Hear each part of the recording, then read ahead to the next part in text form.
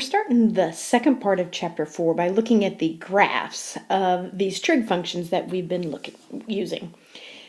And today we'll just look at sine and cosine, the two main ones. You were given a homework assignment if you were there to take a couple angles and find the sine, the cosine, tangent, cosecant, and so forth. Today we're just going to look at what people found for the sine and cosine of different angle measurements. Just like with any type of graphing, if you're just getting started with it, you don't know what it looks like, you start by plotting points. And that's what we're doing today, plotting points. Now, if you were in class, I have a nice website we can go to and we can compare those values that everybody found to what's going on in the unit circle. Here's the gist of it. If you take the unit circle, and you're thinking, here's 0 degrees right here. And we know the sine and the cosine of all these special values as you rotate around the unit circle. We've got that √3/2 and the 1/2 and so forth. We can do those. When we were plotting points here today, we're going decimal on everything so that we can approximate it on this graph somewhere. Let's start with the sine wave. Thinking on the unit circle, the sine value of these different angles. Along my x-axis, I'm looking at what angle measurement I have, and then my y values are going to be whatever the sine value of that angle is. Starting right here at 0 degrees, the sine of 0 is 0. Our first point then we plot would be 0, 0. And what happens as you go around the circle, your sine value should be increasing because it's getting bigger and bigger. We're going up, so the sine gets higher and higher. It gets up, up, up, up, up, and then you max out right here at the peak at 90 degrees or at pi/2, and at this point, the sine value is 1. But then it starts to come down again, and down, and down, and down, and down, and down, until you get over here to 180 or to pi, and the sine value is back at 0. There's a couple points I could plot. At pi/2, I was maxed out at, we'll call this 1 and 2 here, so at pi/2, it's right here, it was at 1. And then when I got back over to pi, it was at 0. If we keep wrapping around this unit circle, the sine value is going to end up going negative. And now it's negative, negative, negative, negative until you get to 3 pi/2, in which case it's the lowest it's ever going to get at -1. And then it's going to start coming back up. It's still negative, but at least it's coming back up towards 0. Let's plot those points. At 3 pi/2, it was at -1, and then when we're back at 2 pi, it was back to 0. What this creates, this isn't a pointy graph, it's a nice curvy wave. And we call it a sine wave.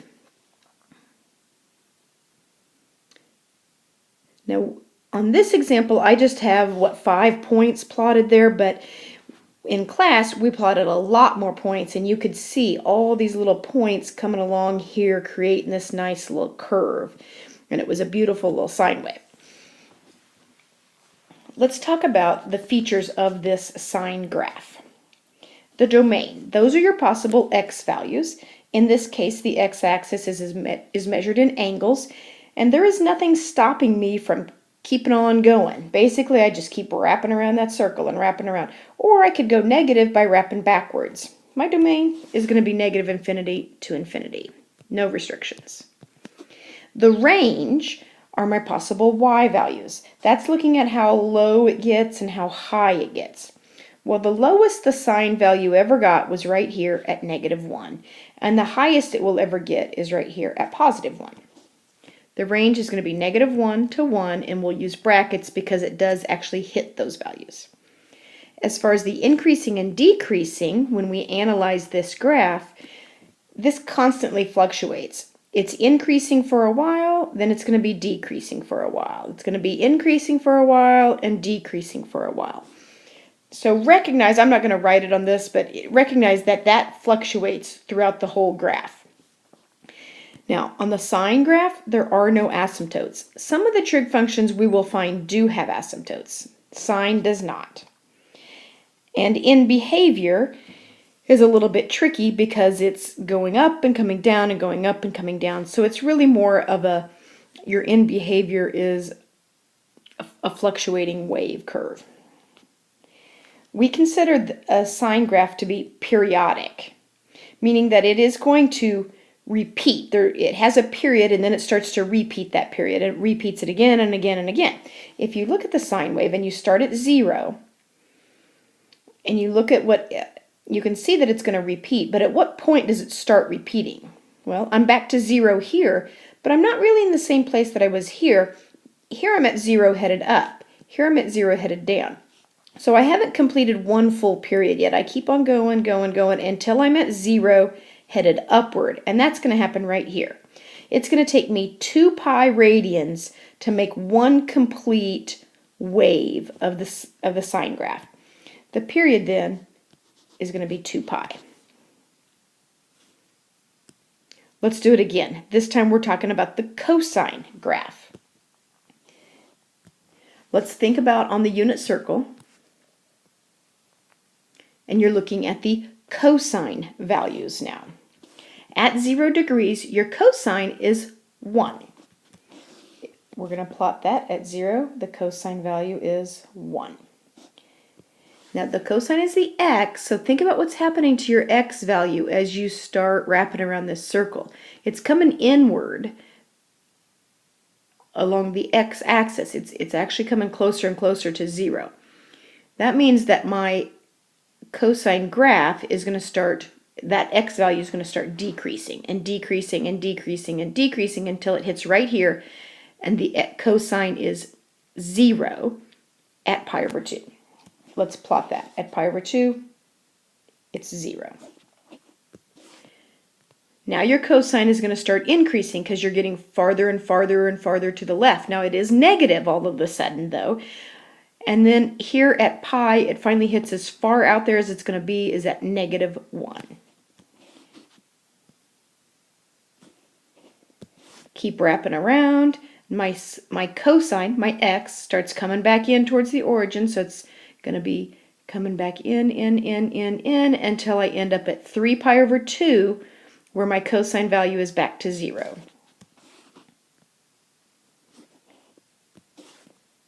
Now the cosine value starts going back out, and it's at 1 when I hit 2 pi. This is really the same curvy wave that we have going from the sine graph. It's just a different chunk of it. You see it differently. But it would still continue and do this whole big wave thing. You're just starting it at a different place. Your domain, still going to be negative infinity to infinity. Your range is still going to be negative 1 to 1. It increases, it decreases, it increases, it decreases. That's still the same. There are no asymptotes on this graph, and your end behavior again is a periodic up and down, up and down. Because it's periodic, we again have to figure out what the period of this is. There's a little typo here. Let's change this. What is the period of y equals cosine x is what that should say. If your notes say sine x, fix that. The period, I have to come back up here and see where it starts. It's starting off at 1 and it's headed downward. The next time that my graph is at 1 headed downward isn't until I get clear over here. Now I'm at 2 pi. I'm at 1 headed downward. The period of a cosine wave is also 2 pi.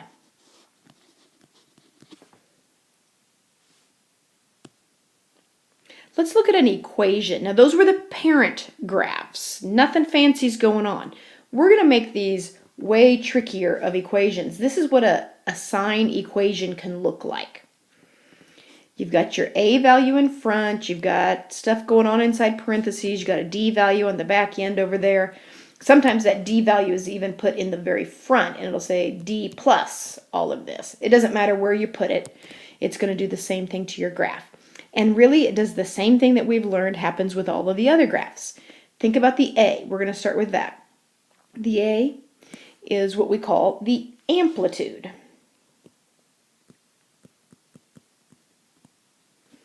The amplitude, or really it's the absolute value of the a, is always going to be half the height of the wave. That's kind of an important idea for where we are headed futuristically.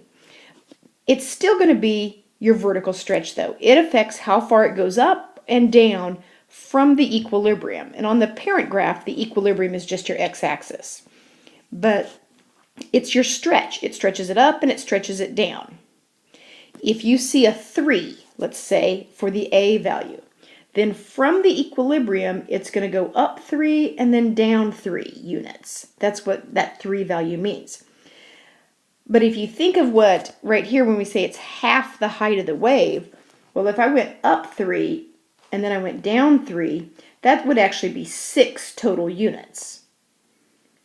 That's why we say it's half the height. It's always from the equilibrium. How much are you stretching it up and down? Notice it's also the absolute value. Anytime you talk about the amplitude, you keep it a positive value. The amplitude is 3 or 2 or 7 or whatever it might be. Now that's not to say a negative won't affect your graph. Think about what a negative would typically do on that A value. It would reflect your graph. It will still do that. If you have a negative, you have to flip that and reflect it over your x-axis. We just consider the amplitude to be positive, but that negative can still happen. Let's look at a couple examples and see what would happen to our graphs. Now, up here I have it written as a sine graph. This is going to be the same rules apply for your cosine. I threw a cosine example in right here. What is this graph going to do? Well, this is your A value. It's a 1/2. That should be a vertical shrink. That means from, let me finish writing this, vertical shrink by a factor of 1/2, meaning that from the equilibrium, I'm only going to go up 1/2 unit, and then I'm going to go down 1/2 unit. Let's look at the next example. Now my A value is -4. What we're describing the transformation. I would say my amplitude is 4,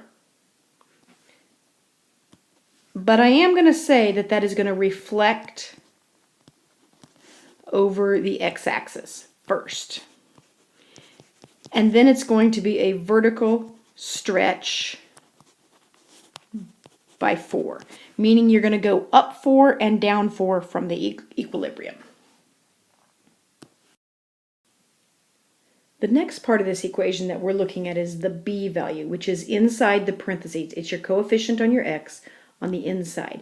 We haven't done a lot with that type of a scenario, but it's still, because it's being multiplied, it's still going to be a shrink or stretch. Since it's being multiplied by the x, it's a stretch or a shrink, or sometimes we use that word compression, of a horizontal nature. Affects the period. Okay, so it's going to affect the period. If you shrink that wave horizontally or stretch it, you're affecting how long it takes to repeat. That's affecting the period, but we call it a horizontal stretch or compression. I'm going to write shrink because I don't have much space there. Stretch or shrink. One thing that you have to remember, and it's not really a problem with these first examples, but will eventually be a problem, is that B value is tucked inside the parentheses. And remember, we kind of do, anytime you're inside the parentheses, you do the opposite. Whereas we think about multiplying by A to get our vertical stretch or shrink, we actually end up dividing by B to get your stretch or shrink. To find the period, you're always going to take whatever the parent period is. Let's go ahead and write that. Whatever the parent period is,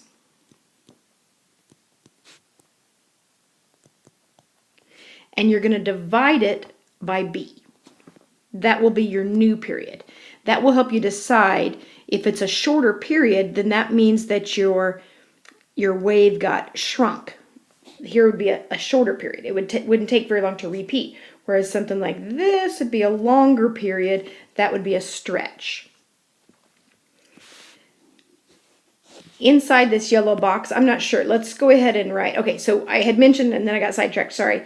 One of the things that you want to do is you always want to factor out the B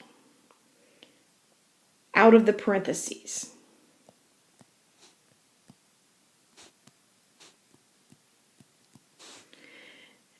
And then do this part here. What I was saying, you take your parent period and divide by b. But you're going to factor the b out of the parentheses. Think about what that's going to do. When you factor that outward, it's like pulling out a GCF. It's going to affect the c value also, but it's going to make your coefficient on x become 1, and the b will tuck in right there. We'll look at some of those in a bit. Right now, let's just look at something kind of basic that doesn't even have the parentheses. It just has the number being multiplied by the x. To do this, you have to remember that the parent period of sine and cosine is 2 pi. Both of these, sine and cosine, which we're doing today, the parent period is 2 pi. That will change as we start looking at other trig functions. Let's look at number 3 here, trying to describe the transformation. Well, number 1, the negative in front is going to reflect over the x.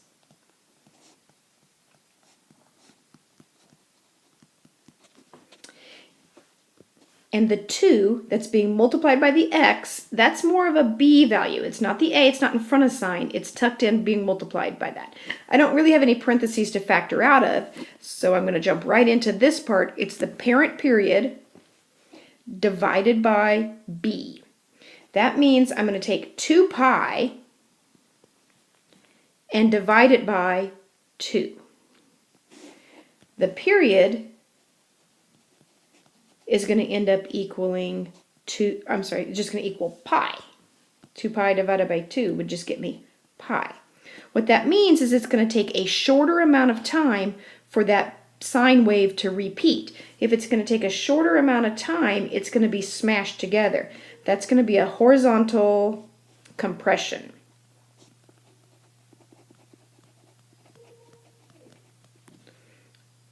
Let's look at number 4.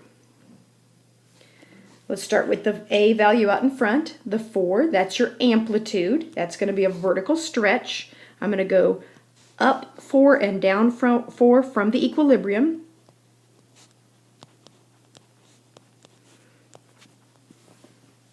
And now let's look at the b value. The b value, it looks funny here. Normally it's being multiplied by x. Here you can see it being divided. You still have to think of b as being your coefficient on x. If I'm dividing it by 3, that means my b value must have been 1/3. If my b value is 1/3, I'm going to take 2 pi and divide it by 1/3, which is the same as multiplying by 3.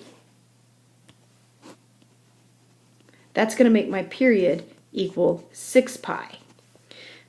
It's going to take 6 pi units for this wave to start repeating. This is going to be more like this scenario, where it's going to stretch it way out. This is a horizontal stretch.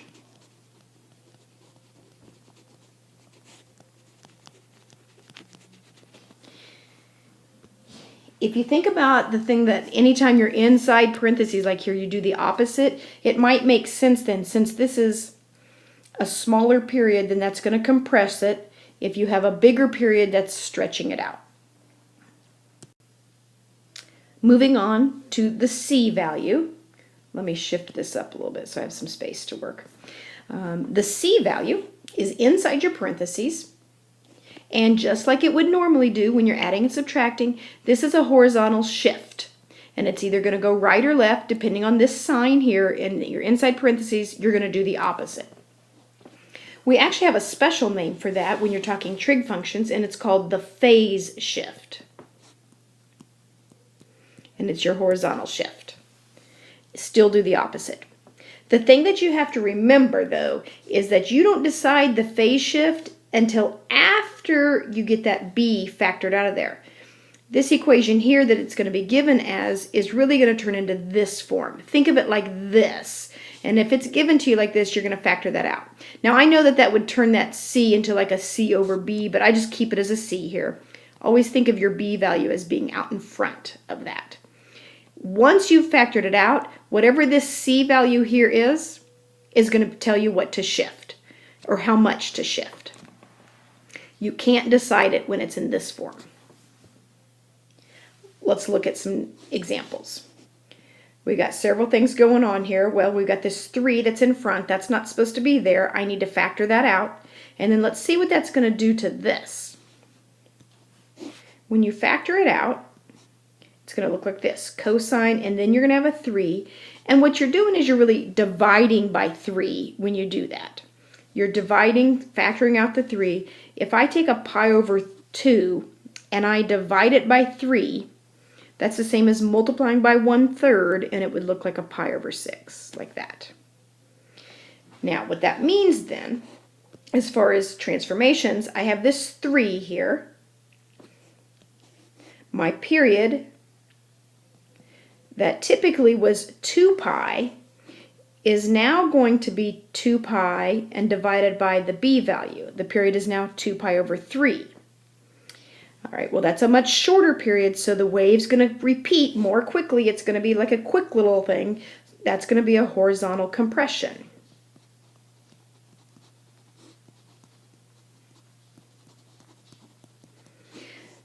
The bigger this number gets, the more it compresses. The pi over 6 is my horizontal or my phase shift. And because it's a plus sign, my wave is going to go left pi over 6 units.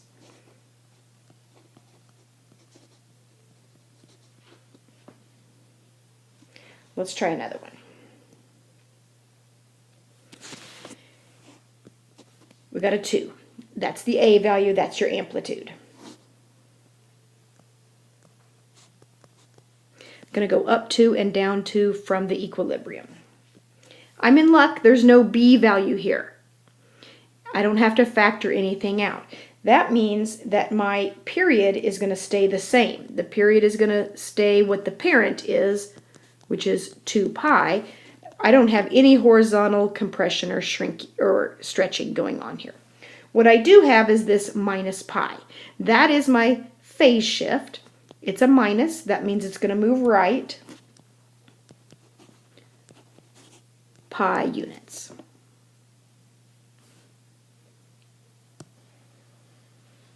The last thing we're going to look at is that D value way out at the end. Think about on a parabola. It's a K on a parabola. Doesn't matter what letter you use. It still does the same thing. That's going to be a vertical shift. It's going to move your graph up and down. Just like with horizontal shift, we have a special name. We call it phase shift. Vertical shift has a special name as well. It is called the vertical displacement rather than the vertical shift.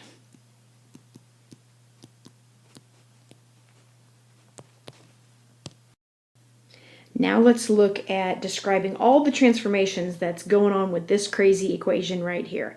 A lot of stuff going on. I always want to be in the habit of dealing with this B value first, even though I know that I'm supposed to go left to right with my transformations. I'm going to pull this out and rewrite this equation right off the bat. First thing, I'm going to change that equation. It's now going to be a y equals negative 1/3 cosine, and instead of that 4 being inside parentheses, I'm going to factor it out. When I factor it out, I'm dividing by 4. That's going to become an x minus, and 2 pi divided by 4 would be a pi divided by 2, is what that reduces to. And then I still have my plus 3. I'm no longer using this equation. I'm going to use my new rearranged equation. Let's do these transformations. The very first thing you come across as you read it left to right is that negative sign. It's going to be a reflection over the x-axis.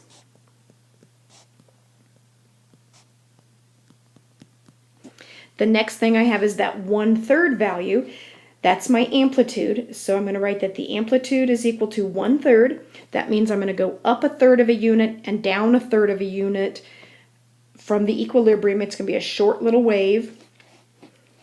And that is the same thing as calling it a vertical shrink or a vertical compression.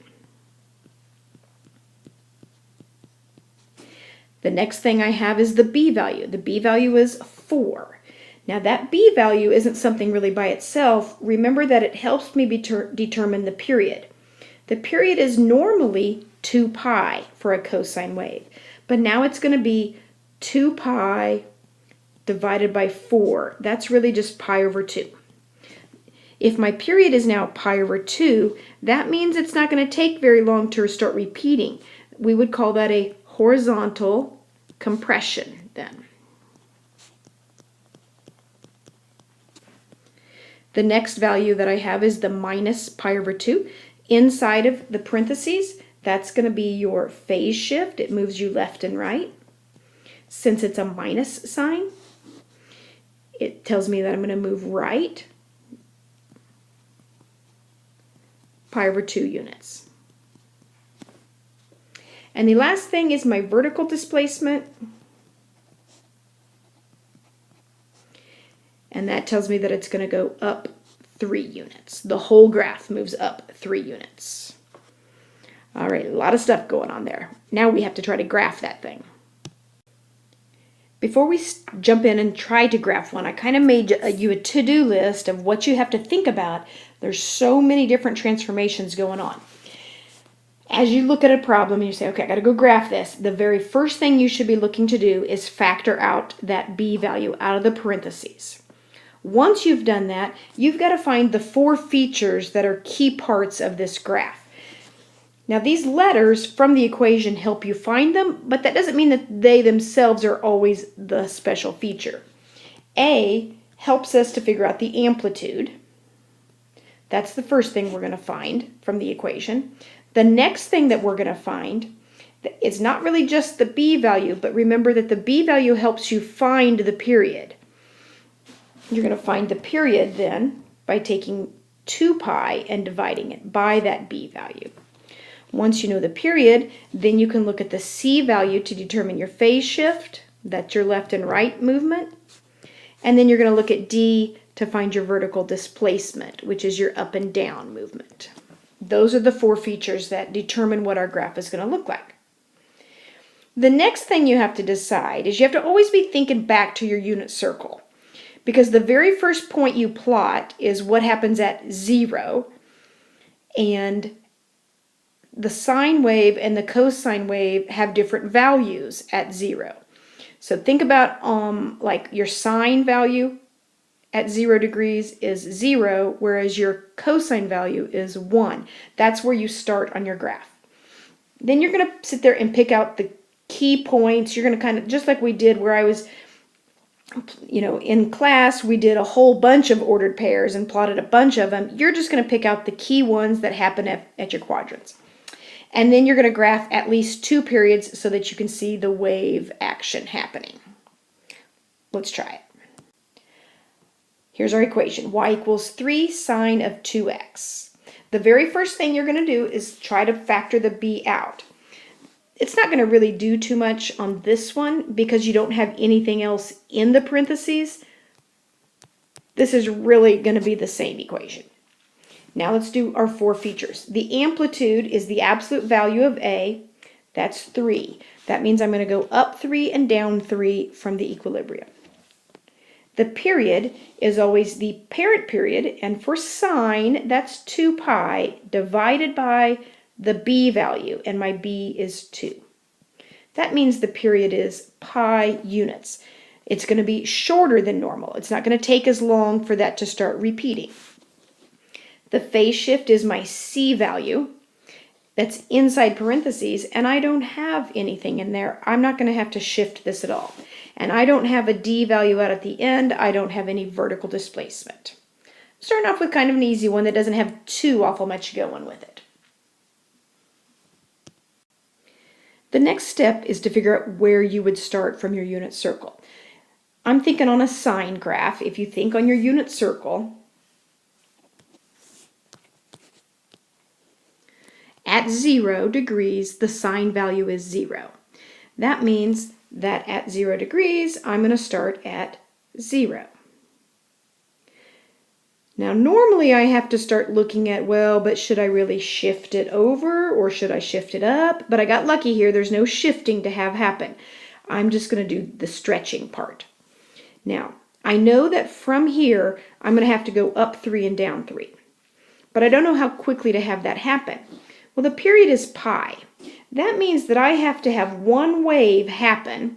And think about on your sine graph that your y value is at 0 and it starts going up, up, up.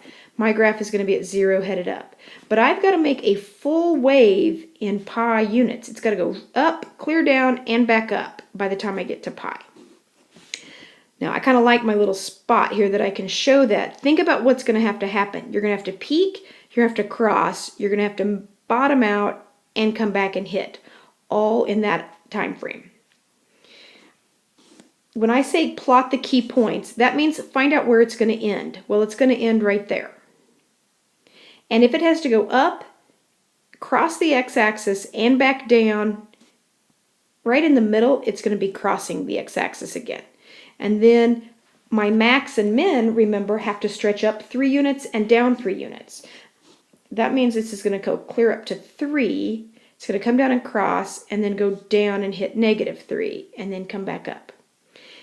And now what we do is we kind of repeat that pattern just over and over. It's going to take me another pi units to do that again. It's going to be crossing in the middle. It's going to be maximizing here and minimizing here. It says 2 periods. I'm going to go ahead and do it one more time. And once I have those points plotted, you might even go negative. I think sometimes it helps to see what's happening on the back side of that too. That would have to come down, come back up, and cross. Anyhow, get enough periods in there that you can make a nice curvy. It's not pointy. They're not V's. Make them wavy. Hit all your points. All right, there you go. Let's just keep practicing. This equation has a little bit more going on. Notice that the very first thing I look for is that b value that needs factored out.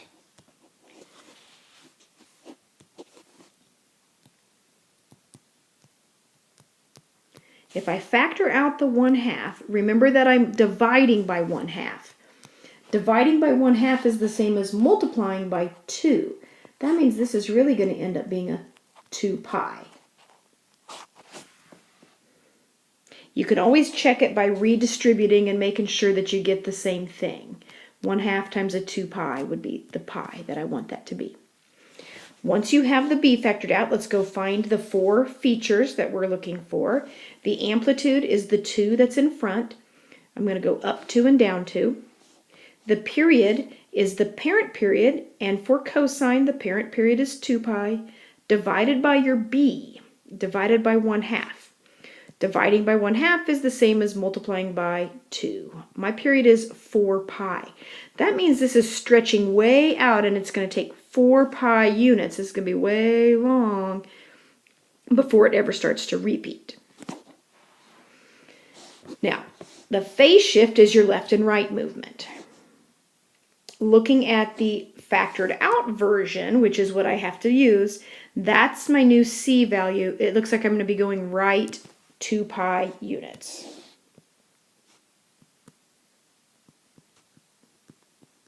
And my vertical displacement, I still don't have anything there because it does start getting crazy when you throw that in there. Now, let's go to our unit circle. And let's think on the unit circle. This is a cosine graph. Where does cosine start? Right here at 0 degrees, your cosine is actually 1. And then as you wrap around the circle, you start coming in, so your x value is decreasing. I'm going to be starting at 1 and coming down. Now, in general, when I say I'm starting at 1, I know that that means I'm starting maxed out, and then it's going to come down, clear past the axis, and then it's going to come clear back up. And this is what one wave on a cosine graph looks like. It starts maxed out, and it ends maxed out. That's one full wave. And then you can repeat that. On a sine graph, it more starts in the middle, comes up, clear down, and that's more like what one wave looks like on sine. But if you repeat that action, or over on the cosine, if you repeat that action, they all look like a wave. It's just where you start. That varies. Now I have more going on. I have to be careful here. I would normally, on a parent graph, start my cosine wave at 1, maxed out, and then I'm going to head down. But I got a lot more going on. First of all, my amplitude is 2. I am not actually going to be maxed out at 1. I'm actually going to be maxed out at 2 and have to go clear down to -2. There's one change. So now I'm putting my pencil here. And I know that it's going to get done 4 pi units later. That's way down here before I'm ever going to be finished with this wave. But before I even start that, I have to look at my phase shift. This graph is moving right 2 pi units. I'm not really starting here. I have to shift this point 2 pi units. I have to shift it way over to here. And that's really where I have to start this graph. Finally, I get to put my first point here. You have to consider all of these things before you start graphing it. Now, I have it maxed out right here. The next time that I'm going to be in this spot, maxed out, is 4 pi units later. Well, I'm going to run into some trouble here, aren't I? My graph isn't quite big enough for this. It's going to be here, and the next time it's going to be maxed out is way, way down there past my graph at 6 pi. That's unfortunate. That's off my graph. Well, that happens when it gets all stretched out. Remember, I'm trying to go from here to here in 4 pi units. I might be better off to go backwards. I could go backwards 4 pi because it's just repeating, right? And I'm just going to keep putting dots. All right, I'm going to start putting some dots in here. I've got this maxed out, and that's at 2 pi. The next time it's going to be maxed out is out at 6 pi. I'm going to go ahead and extend my graph as far as I can, and you'll have to do this on your paper too. There's 4 pi, and then there's 4 tick marks. Boom, boom, boom. Okay, I can make it to 5 pi, but that's about it. But let's go this way. I can do this and go 1, 2, 3, okay, 4, and now I'm at negative 2 pi at that spot, and that I can work with. Let's look at what happens. If this is where I'm maxed out and this is where I'm maxed out, what happens halfway between these 2 points? Well, hopefully you notice that, oh, it's bottomed out. Halfway between my maximums is my minimum. I could plot that. So this max would be way out here at 6 pi down there, which means in the middle of 2 pi and 6 pi is 4 pi. I'm going to be bottomed out at negative 2. If you think of that, well, I'd be bottomed out at 4 pi. What would this point be? Well, if it takes you 2 pi units to get bottomed out, it would take you 2 pi units back to get bottomed out. So I could put that point in there. It's all very symmetrical. It really isn't. Don't overthink it. It's just start plotting some of those nice points. And if my wave is going to go like down here, it's going to come up and cross and come back down. Between these two, I should be crossing the x-axis. So let's put a dot at that nice, perfect middle spot. Same thing over here. And then you start to see, oh, all right, it's just like every pi, I've got a point that I can plot. Now it's going to come back up. So let's put that point there. And then it's going to be maximized right here at this spot. And do I have about, okay, over here I could bring it back up to 5 pi. Once you have that flow of points there, then you can make your nice curve.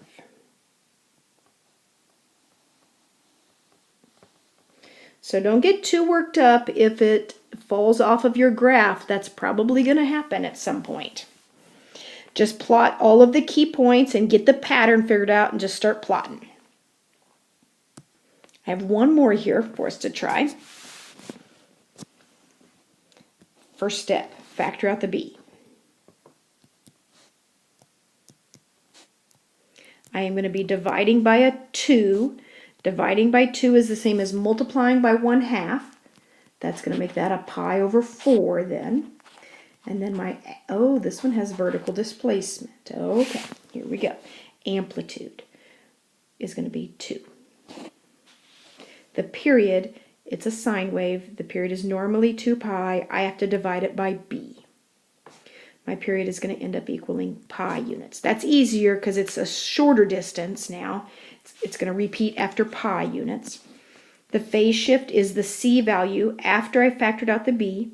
This one is going to go right, pi over 4. And my vertical displacement, it's going to go up 2 units. Now, vertical displacement is a little tricky, and I'll talk about that when we get to that point. It's kind of like the last thing I do.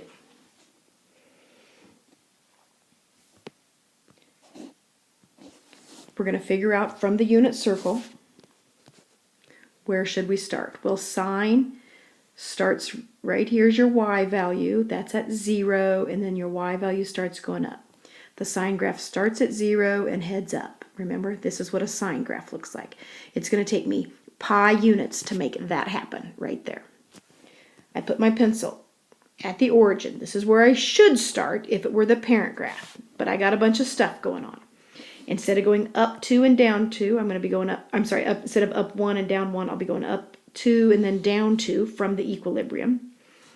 I'm going to be done in pi units, but this is the thing. This is after I find my starting spot. Really, it's that phase shift that you've got to look at, because you don't typically start here. You have to then shift it, and that's your new starting point.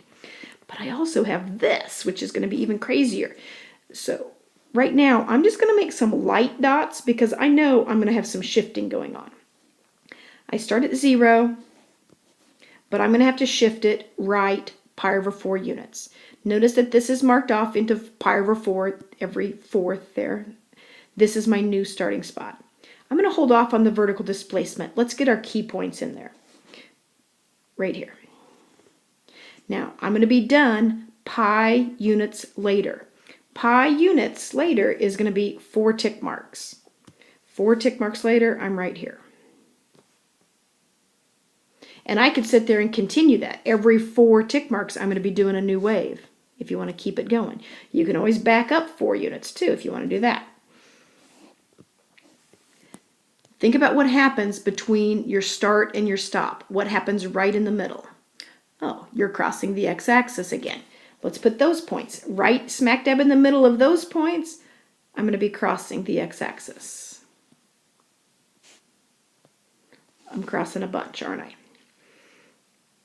Don't lose track of where you started. Our starting point was right here. We need to remember that because it's at this spot that I am now headed up.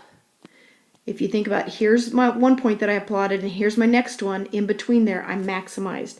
Between these 2 points, I got to be maximized at 2. And between the next ones, I'm going to be minimized. And then I'm maximized. And then minimized.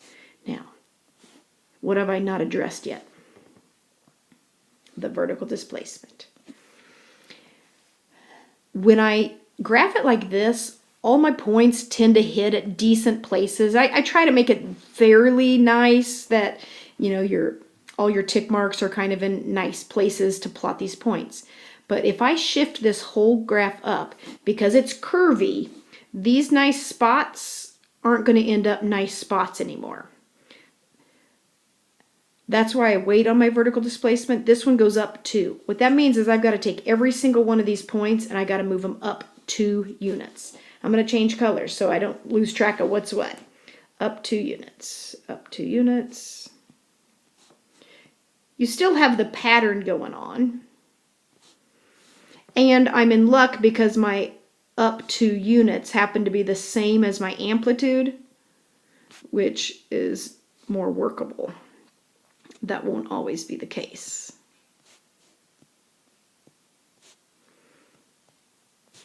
I'm just moving every one of those points up 2. And once you have that, you have enough to sketch your graph.